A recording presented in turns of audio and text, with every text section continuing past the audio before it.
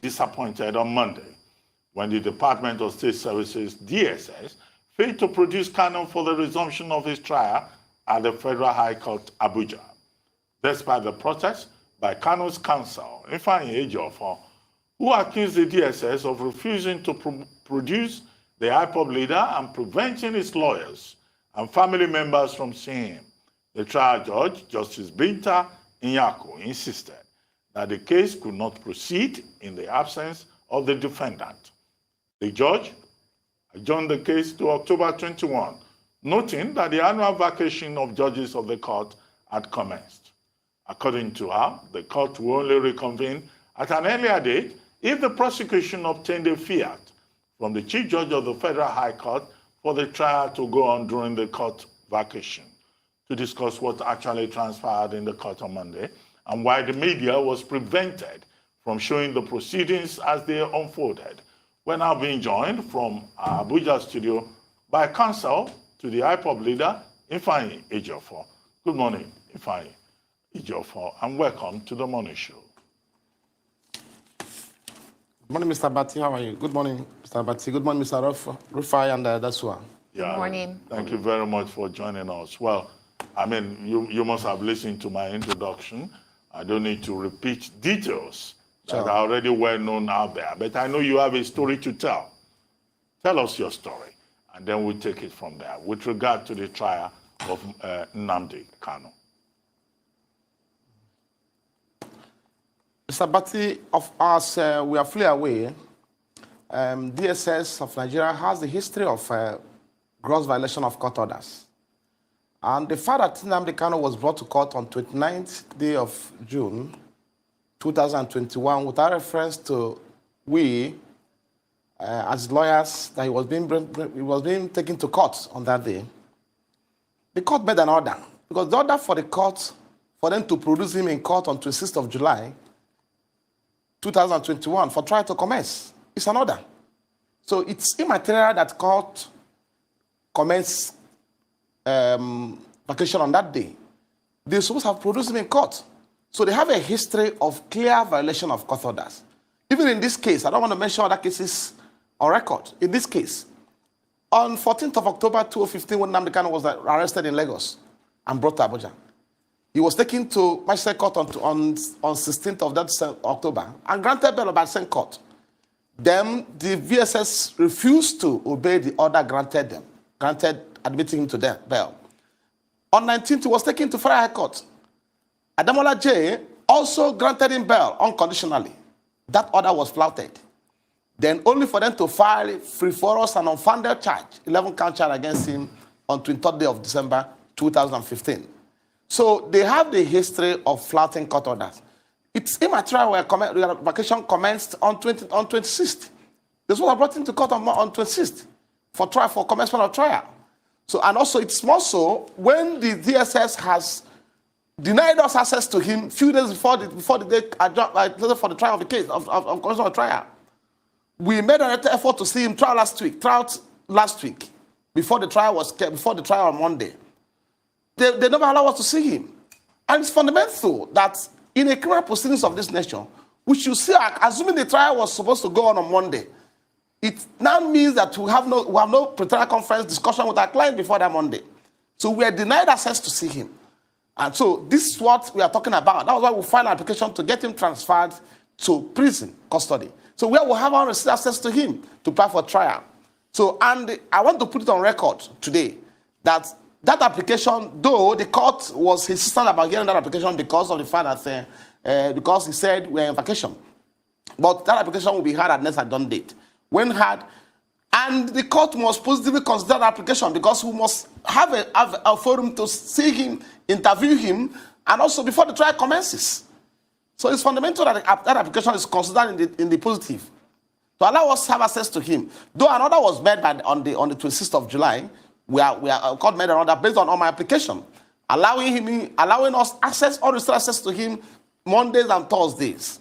And I'm in the hope that BSS will also obey these orders. So what happened in court on 26th of July, in summary, is not strange to us. It's very, very conversant with this political trial. We are used to it in 2015. We experienced it. If we experience a situation whereby Nnamdi Kanu, when we be brought to court, we look as if the president is being brought to court. A person has committed no offense unto law. So we are very familiar. But unfortunately, the treatment was extended to the media and also the lawyers who were locked up from the courtroom. So it's unfortunate. And the lawyers, the courtroom is only the jurisdiction where the lawyers belongs to. I was surprised they were locked up. It took my intervention to ensure that many of them were admitted. Because when I came in, I was astonished in the first place that lawyers were locked out from courtroom. So I have to intervene to ensure that some were allowed in. So, okay, Ifeanyi Ejiofor, we'll take a short break. When we return, the conversation will continue. Please stay with us. We'll be right back.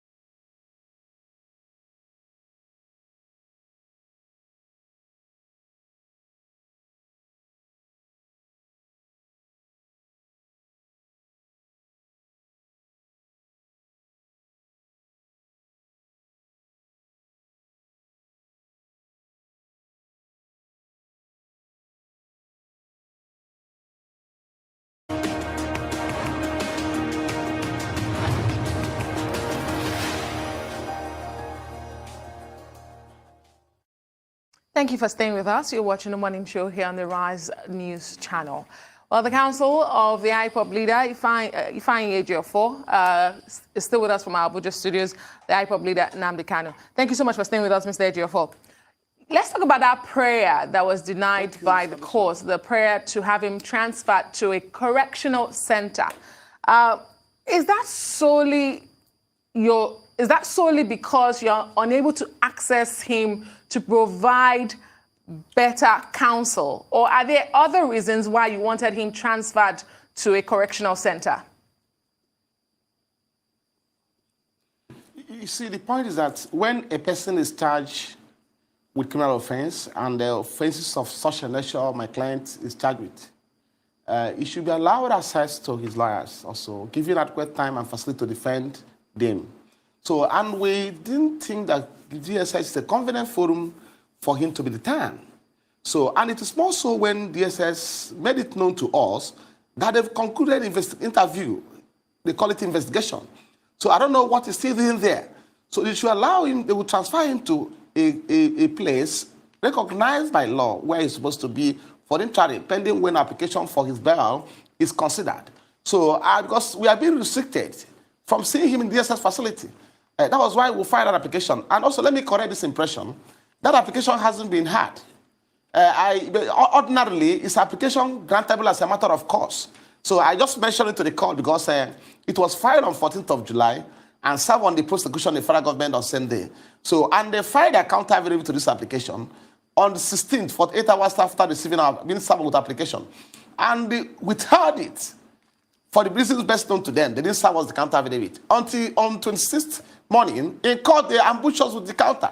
So I only mentioned to the court that look at what transpired because they raised issues in their counter affidavit which you need to address by way of further affidavit. So to ensure that the court hear it on the merit. So, but I mainly brought to the attention of the court, my lord, that application to be for my client to be transferred to prison is grantable as a matter of course. It didn't need a formal application to that effect. But because of the nature of this case, we have to go by a way of formal application. wherein we have to bring in laws, bring in the laws and facts that will necessitate the constitution of the application and the merit and possible granting of the application. So it was adjourned for consideration to this adjourned date. Of course, here where the court asks either the prosecution or we, the defense counsel, to come up with an application for fiat to enable him entertain the case during vacation. So that is the position. We are not comfortable with him being detained in DSS custody while the trial commences, and I will object to it and I will oppose it, because that is not the place will be. You may be surprised to hear that during the last visit, one of my colleagues, during our last visitation to him, one of my colleagues was harassed by DSS, and they will call you to come to that place, because when you apply to see him, they will give you a convenient time convenient to them, not convenient to us. They may ask you to come 6 o'clock in the evening, 7 o'clock in the evening, or come on Saturdays. So I don't think we're going to work with that kind of guideline. And if you go there by 6 o'clock in the evening or 7 in the evening, you end up leaving the premises around 9 o'clock and 10 o'clock under clear case, under intimidation. So, and one of my colleagues was harassed. I don't want to make it public, but I'm saying it. So we cannot effectively defend him while in DSS custody. So we are going to oppose it. He must be transferred to prison custody. So we are going to address it in the fullness of time, because we are going to file a further affidavit to that effect and get it argued on the merit on a adjourned date. So thank you. All right. So I'd like to ask, you say you've not been getting access as you should get. When last did you see Nnamdi Kanu? Number one, what was his state when you saw him? Two, I also like to ask you, have you been able to now go one step further? Because there was this clause about the judge not being a vacation judge, Father Fiat. And thirdly, there were some IPOB members arrested, that day on the 26th that he was supposed to be in court. And I remember, I think it's our political editor, our chief political editor, Somna Sambo, that was telling you while you were, granting the press audience that day that some members were arrested and you didn't even know about it. What's the state with those people? What's going on? Have you been able to intervene in their case, and what were they arrested for? Well, some of them, after my interview and also possible appeal to the security agents, some were released. So we have a minimum number of them still in detention. Now we're following up. I've already made a contact with CP, FCT, to ensure they are giving them, they are released unconditionally. And we are going there this morning to follow it up. So, of course, you know the way and manner they behave. These people, court is a public place, accessible to the public. And they never conducted themselves in a manner that suggests they are violent. They were just there to observe the proceedings of the court. But what happened before the court is a matter of serious concern to the public and to the world. You see, there's as if there's a war going on, battle going on, shooting all over the places, intimidating people. So, obviously, if that kind of atmosphere continues to be witnessed in any time the matter is adjourned for hearing, that means there will be no fair trial. Because the same federal government prosecuting Nnamdi Kanu is also chasing fly away from the court from observing the proceedings of the court, while we are restrained from coming to the court. So it's a matter of serious concern, and we are taking steps, because as I speak to you, international community is following up. They are watching on what's playing out in court. I don't want to mention them, but it's a matter international community is following up. The American government also has, they are following up. I don't want to mention the foreign government who are interested in the matter, but I can assure you that the foreign government is following up, and we are briefing them daily on what's transpiring in court. So it's no longer business as usual, where people's rights will be grossly violated and they will go unchecked. So we are taking steps to ensure that we will keep the world abreast of what is playing out there. Coming to the issue of people arrested, I was also informed yesterday that people who came for the trial, who came to witness the trial also, we are arrested in Kogi, Lokoja, so by military. And they're being detained today, about 30 of them. They were arrested yesterday and still being detained as I speak to you at this moment. So we are still also following up on that. And I'm appealing to the security agency to prevail on the chief army staff to direct people to release my people who were in court on that day, people who merely came to observe the proceedings and cheer out their leader. So they should release them because they didn't come to cause any form of havoc or violence during the proceedings. They were arrested yesterday on our way going back to the east at Lokoja, and are still being detained in Lokoja, military barrack today. Counsel, what are your next steps? Is it possible for you to outline your next steps for us? It's clear that your client will remain in custody. Okay, thank you so much. Till October. What are the next steps that you intend to take? If you could just outline them for purposes of clarity. We have taken steps to apply to the Honorable CJ for fiat because the court gave us a window that either the prosecution or the defense counsel will also apply. We have done that, and I know they will not apply. So we applied and waiting for approval from the CJ in that regard. So, and also, in line with the substantive order of court, that we should see him on Mondays and Thursdays. I already informed the public that I'll be going to see him tomorrow at 2 p.m. So I understand that the ESS will have made communication with them, they refuse to reply our text. But I will go there tomorrow by 2 p.m. So, and whatever outcome, I will make it public. So, because we can't continue to live this way. So, if they don't want to try him, they should let us know. That's the position. Waiting the approval of the CJ for an application to grant fiat to the honorable court to hear the matter during vacation. That's what we are waiting for. And it's more so when my lord are expressing stress to entertain this charge during the vacation. So, and it makes it more easy for us, because if the lordship is not disposed to hear the application, to hear the suit during the vacation, it would have been a different thing altogether. So that ground enough, I believe the CJ will consider application on the merits. Okay, that's the. But also, let me correct this impression. I find it very worrisome, because severally I've heard you over the media, and also I watch you, we follow you on social media. I also watch your programs most likely every morning, and I've heard you severally mention about Nnamdi Kanu arrest in Kenya. So, and it's important at this function. I find it a convenient forum to correct that narrative. And also, I believe this my position will influence yours too. I want to understand the fact that Nnamdi Kanu was never arrested in Kenya. So, what took place in Kenya was a clear case of abduction and kidnapping. So, I want you to let the world understand this part. He was not arrested. So, the issue of arrest never come to play. So, because if you compare what's happened to Nnamdi Kanu in Kenya and what is playing out today in Benin Republic, you see that Igboho was arrested and taken to custody, where he's being subjected to trial. But Nnamdi Kanu was kidnapped at Nairobi Airport, taken to a place, not even a police facility. Also, you may also be surprised to hear this morning that upon his abduction, within 24 hours of the abduction, people who are familiar, who are his friends, start looking for him. And they visited all the police facility in Nairobi in search of him. He was not seen anywhere. So, and he was detained in that private residence for 8 days. So that is a clear case of kidnapping. So after 8 days, he was now handed over to the Nigerian security agents who smuggled him here by external rendition. So what happened in Kenya is a clear case of rendition operation against Nnamdi Kanu, which is a gross violation of international law,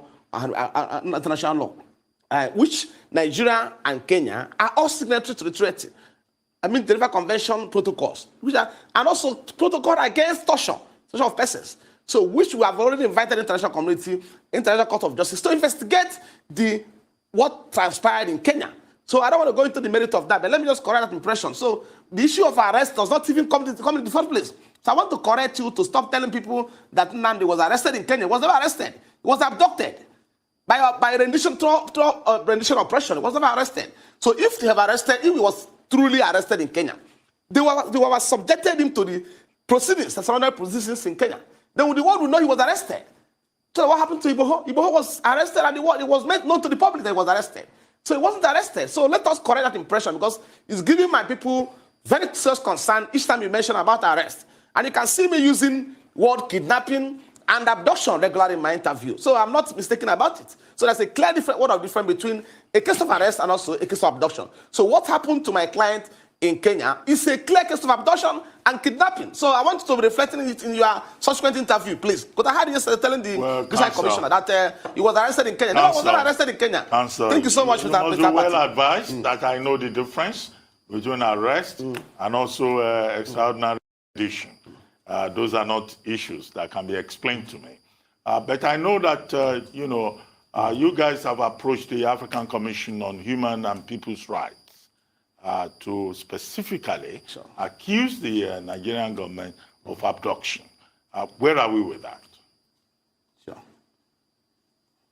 No, we're waiting for, the communication has already been sent to them. We're waiting for further identity from the African Union. And I believe we also filed affidavit of urgency.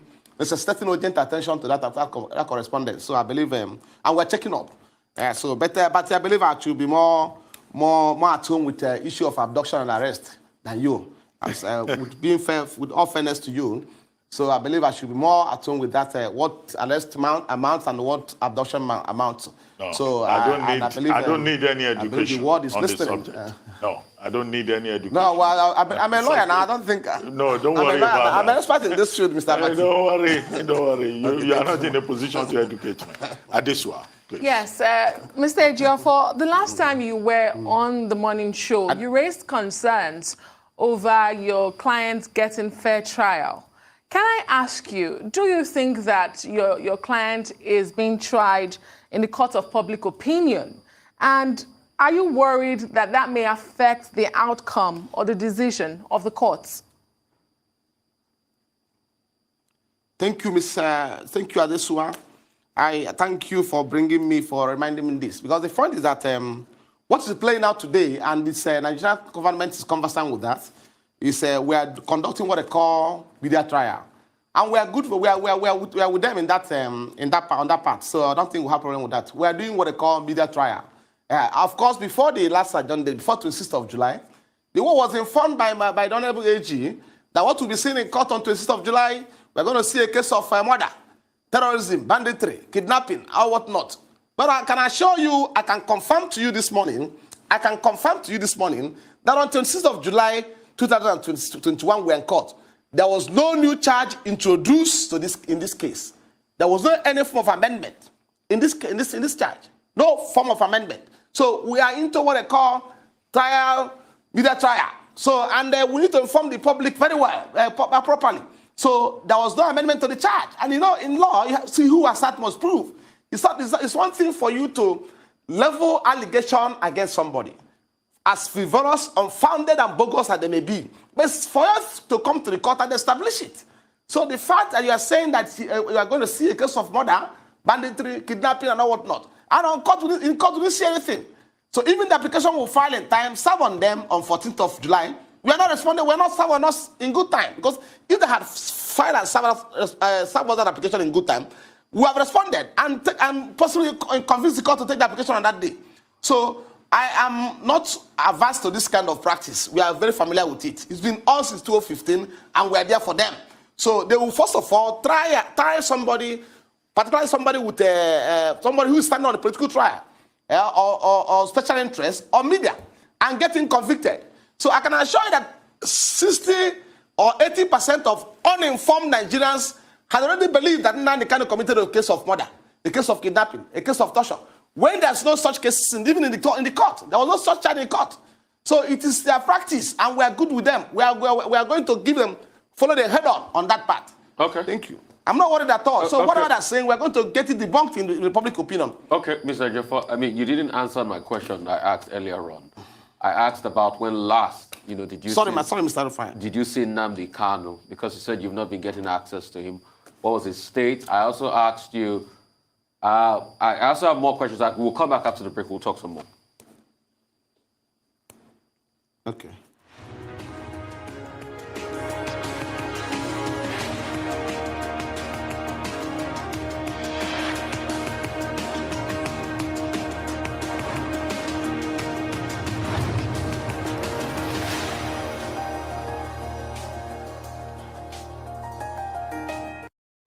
This isn't the first time we've had to show love to complete strangers.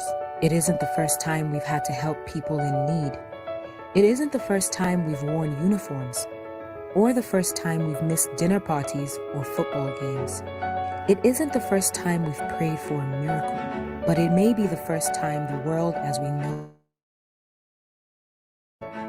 At First Bank,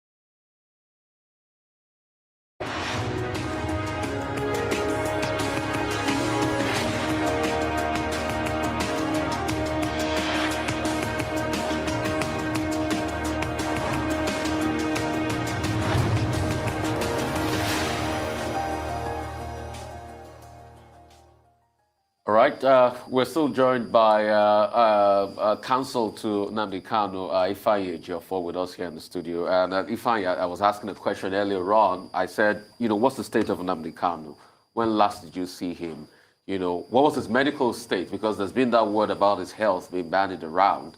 Number two, I'd like to ask, what has been the conversation with the British government? The British High Commissioner, Katrina Lang, was here yesterday and said, in fact, it's on the front page of the dailies this morning. It says, Britain ready to offer consular services to Nnamdi Kanu. Have you been talking to the British government? Have they offered that consular service to Nnamdi Kanu in this case? Two questions, please.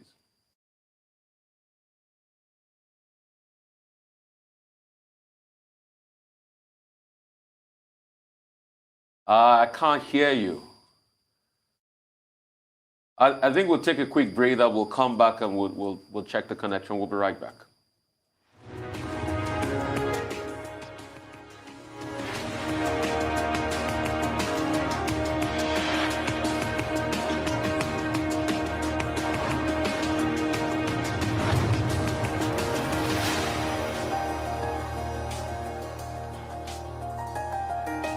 Something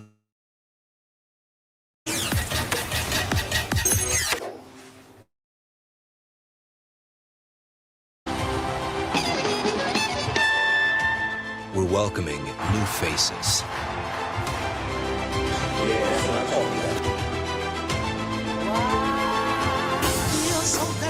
New biopics. Because of what Dr. King called the fierce urgency of now. If you think about it, the odds of me standing here are very slim. We can make this election not about fear, but about the future. I moved to New York, met some cats, made some music. Studied piano too, huh? Nah, just woke up black, knew how to play. You're black? Music don't move on in this dead music. It's all about improvisation. The fact is, there's still so many things we just can't explain. I believe we're all capable of performing miracles. Up here. He did that to you, didn't he? Why? Are you still gonna be part of the group? Shadows come. People are trying to destroy what we built. You and me, we started this thing. My heart's still alone. It takes a lot of faith to do this, Rocco. I always knew you had the gift. It makes me feel I've done something right. Don't lose it. We're adding new titles every day to our awesome collection of blockbuster movies, from Hollywood to Nollywood. Download the app and subscribe. This isn't just a streaming channel. This is a bold play beyond streaming.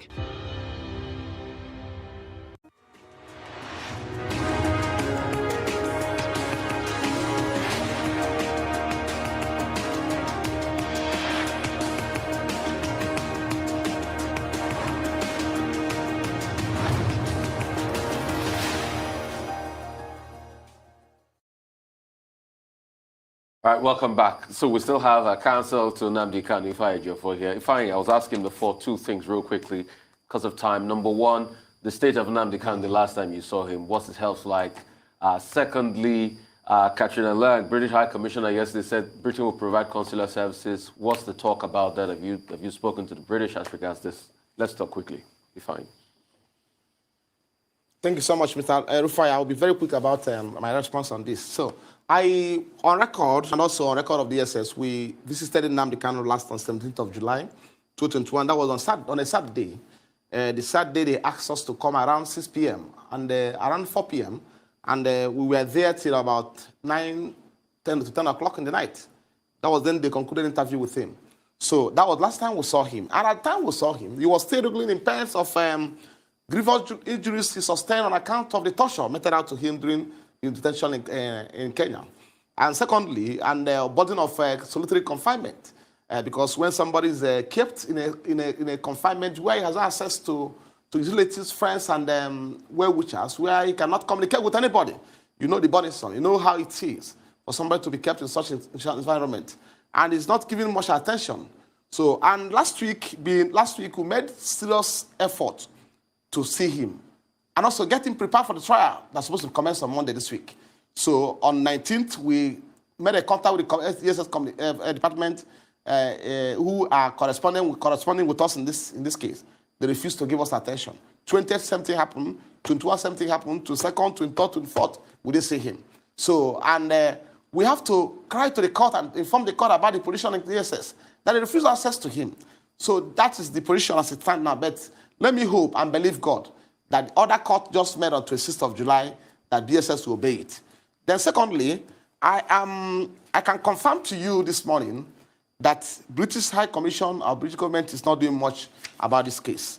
I can confirm also to you that there's every likelihood of connivance in what happened in the fate of my client on the part of the British government. Because sometime 2015, Nnamdi Kanu was arrested in Lagos, a British national.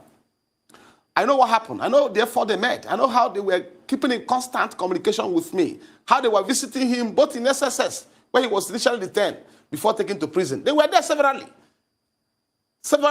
Every 2 days they used to visit him in prison, in DSS facility, when he was being kept detained there. And when he was transferred to prison, they were going and visiting him regularly. At times they will make sure they will call to confirm from me about his medical state condition, whether they were still with the medical expert. These are things they did in 2015, 16, 17, before he was granted bail. But today, as at yesterday was 27th of July, 2021. A British national was arrested on 19th, was abducted on 19th of June, 2021, smuggled into Nigeria thereafter, and was taken to court on 29th. And these things happened to the knowledge of British government. And apart from that, we will not formally notify them about what's happening to his national. Because at the time Nnamdi Kanu was arrested in Kenya, he was arrested as a British national. He has already announced his Nigerian citizenship for 5 years or 6 years before now. So, and they are, yes, and yesterday being 27, the British High Commission is talking about offering consular services to Mr. Kanu.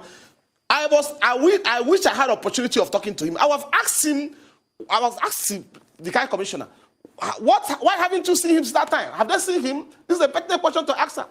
They've not set their eyes on Nnamdi Kanu, talk less of offering any form of service to them. Today, I can confirm that to you.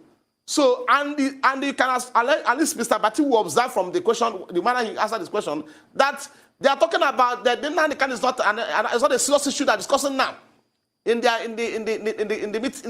educational summit going on in the UK. That I have other serious issues they're discussing. So he just responded to you by way of passing. It's not a matter that taking serious as you may be expecting. But what I believe, and which we are activating now, is that they obviously need a force of law to assert the obligation to the international. Well, and we are doing that with our partners in the UK are doing that. Ifeanyi Ejiofor, we're running out of time. We have just about a minute to go, but very quickly. One, I would like to ask you, how helpful do you think the protests in parts of the Southeast are to the Nnamdi Kanu case? Because yesterday we were told there were protests, particularly in Onitsha. And then secondly, I mean, the issue about, ship saying, look, she will not grant the transfer of, the accused person from DSS custody to Kuje prison. What do you think of that, considering the fact that the ESN and IPOP have been accused in the Southeast of, freeing persons who were remanded in prison custody in the East? Whether that is true or not is for you to determine. And previously, also, your client, bail. Do you think that the court of Justice Binta Nyako, considered all of this to take that decision? He's saying he's better off in DSS custody. Very quickly. Thank you so much. Mr. Bati, in the first place, you have been misinformed. The court never entertained my application to get him transferred to prison.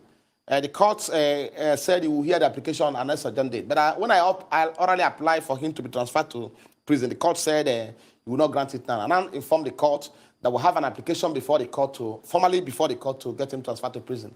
And that application will be entertained on the merit and next certain date. That hasn't been had. So coming to freeing person from prisons and in the Southeast, I don't think I'll say much to that effect because the governor of Imo State, Hope Uzodimma, in several forums, has told the world that those who tampered with the prison facility in Imo State and police headquarters are not IPOB members. It's on record. You must have it with you. So, and that has to a reasonable extent vindicated on every allegations against them to that effect. He's told the world that those who were involved in that act were neither IPOB member, not ESN, or people associated with IPOB. I'm talking about the chief security officer of Imo State. He said it. So who am I to say the contrary or arrive at the contrary? So the court didn't say he will not grant the transfer. The application will be held on the merit. IPOB, and also it's a mere speculation over the media about the safety, his safety in prison. Let me say this to you: when Nnamdi Kanu was detained in 2015 in Kuje prison, you must have heard about prison break during that period. There was an attempt at prison break, but Nnamdi Kanu stood still at where he was being kept. And there was issue. He never bothered. And it was an attempt by Boko Haram then to invade the prison, to break the prison. It's on record. He was there. He was in his cell, comfortably, never made any effort to go. So make inquiry from prison authority. They will tell you that Nnamdi Kanu is a fine gentleman. He's a non-violent person. So that's be a facility where you keep. He's a person that have respect for rule of law and others. So it can never, nothing of such will happen. And that's why we're insisting that application should be held on the merit by court. And delivered only one way or the other. Because we have facts with us. We have his antecedents when he was detained in prison in 2015. And I can assure you that the court will be convinced to grant that application. And also, I remember last time you asked me about the superiority of Nigerian British passport and the British passport. I believe the present situation must have answered that question to you. Only a few days ago, President Buhari traveled to UK for medical tourism. So if Nigeria is working well, why is he going to UK? So I believe that question has been answered. I believe I'm not missing any of your question again. Well, Counsel, thank you very much, Ifeanyi Ejiofor. But I would like you to go with this. We're completely neutral in this matter. We're not taking sides. We're a media house. And that's why again and again we invite you so that you can give our viewers, the benefit of what you know. But we're not taking sides. We're totally neutral. We have no, special interest beyond journalism I hope so. in the matter. I hope so, Mr. Abati. Well, I've just told you that is the situation. So much, that is where we stand in the matter. But thank you for always obliging us. We'll take a short break now, and when we return,